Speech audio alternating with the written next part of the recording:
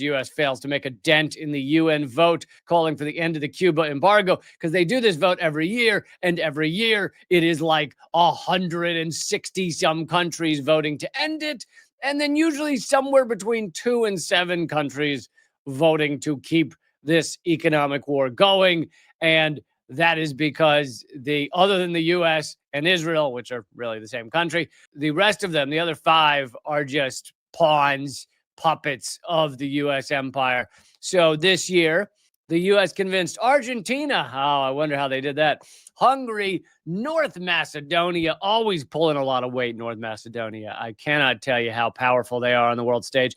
Paraguay and Ukraine. I wonder why Ukraine would join the United States in saying, yes, we need to keep the economic war on Cuba. Those were all the votes against the resolution to end the embargo. And there were 165 votes in favor of ending it. Anyway, here is the United States ambassador speaking, trying to explain to everyone why they must keep this economic war on Cuba.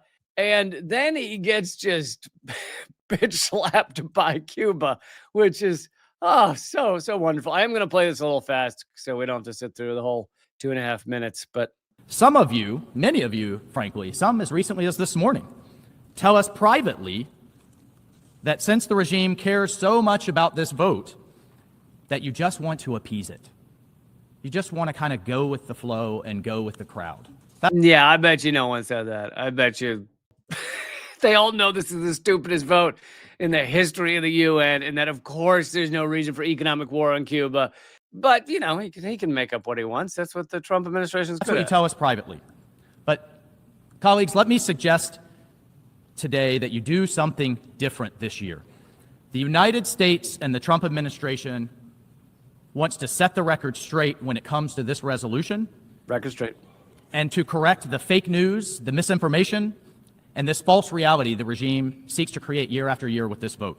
Just a reminder, everybody, if you dislike a country, it's a regime.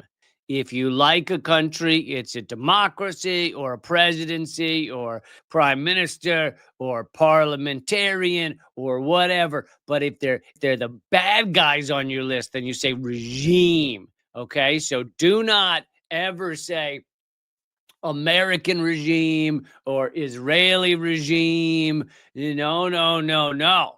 Those are not regimes. Those are presidents or democracies. Cuba, regime. Venezuela, regime. Okay? Legitimate and brutal regime that seeks to cast itself as the victim of aggression while plainly describing itself as, quote, the enemy of the United States. It's located just 90 miles off our shore. It conspires and it collaborates with enemies and adversaries of the United States against our interests. The facts are... all that conspiring. Look at all of the wars Cuba has committed over the past several decades. Endless wars by Cuba. There was the one. Hold on. There was when the Cuban paratroopers invaded Cuba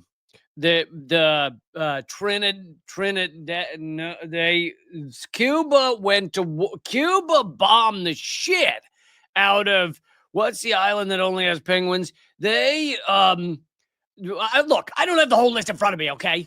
Just you look it up yourselves. Ask ChatGPT. I don't have the whole list for you right now. Jesus.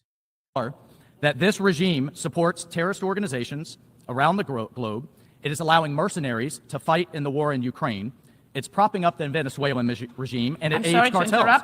The facts are that these cartels that it props up are trafficking people, drugs. Everything he's saying is made up. Shocker. So anyway, you're about to get to hear how in the UN General Assembly, if you're just making shit up, they're actually allowed to interrupt you. Drugs and weapons, and is aiding and abetting instability in our hemisphere. They undermine democracies in our hemisphere. I'm very sorry to interrupt, but there's a point of order from Cuba. Sure. Madam President, Yes, we have to give the floor to the point of order and the representative of Cuba. El representante permanente de Estados Unidos no solo miente desviándose sustantivamente del tema, sino que se expresa de manera... Oh, he legit. I just realized why he turned around, because he doesn't have his translator in his ear, so he actually doesn't know what's being said about him, which is even better. But he's saying that it's not only lies, but it substantially deviates from the topic. No solo miente desviándose sustantivamente del tema, sino que se expresa de manera grosera y He's speaking in a rude and arrogant manner. I think there is some, I mean, I don't know all the rules and policies of the UN, but I think there is some kind of not written rules as to how you address countries in the UN General Assembly. And of course, the US is such a belligerent sick sack of shit that is that really he's going over the line. Potente contra su presidencia, contra la dignidad de esta asamblea. He says it's against the dignity of the assembly and the members y de los Estados miembros. Lo hace con una incultura, rudeza y grosería que no se admite en este magno y democrático recinto. Señor Walsh, esta es la Asamblea General de Naciones Unidas. No es un grupo de... He said this is the UN General Assembly, not a signal chat. Signal, ni es la Cámara de Representantes. Just totally humiliating for the U.S. to be slapped down in the middle of the UN General Assembly. Now, I know the U.S. doesn't care. I'm not acting like this changes anything. It doesn't change anything. But you got to remember that this was also during a vote where the U.S. was going to be eviscerated in this vote, 165 to 7. So just got to love that moment.